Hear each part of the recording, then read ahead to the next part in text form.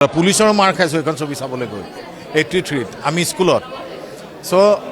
ক'ব নোৱাৰাকৈ মনৰ এটা কোনো সপোন এটা পুহি থলোঁ যে মই ছবিত অভিনয় কৰিম সেই ছবিখন চাই আৰু ভগৱানৰ কিজানি আশীৰ্বাদ দৰ্শকৰ মৰম স্নেহত আজি গৈ কঁকাদেউতা নাতি আৰু হাতী 2ত মই অভিনয় কৰিছোঁ আৰু মই বুলি নহয় এই ছবিখনত প্ৰত্যেকজন ইউনিট মেম্বাৰ বুলি ক'ব লাগিব টেকনিচিয়ান হওক আৰ্টিষ্টেই হওক সকলোৱে এই ছবিখনত সমানেই কষ্ট কৰিছে ফাইটৰ ছিকুৱেঞ্চত মোৰ 43-44 ডিগ্ৰী চেলচিয়াছ গৰম তাত এই ছিকুৱেঞ্চ কিছুমান কৰা হৈছে আৰু মই এটাই কথা কওঁ যে 3 জুলাইত পৰিয়ালৰ মানুহে সকলোৱে একেলগে বহি চাব পাৰি ভাল পাব মই এইটো নকওঁ যে আমি অসমীয়া ছবি কৰিছোঁ আপোনালোকে আহক চাবলৈ ছবি ভাল বেয়া কথা আছে আমিতো ভাল পাইছোঁ দৰ্শকে যথেষ্ট ভাল পাইছে আজি প্ৰিমিয়াৰ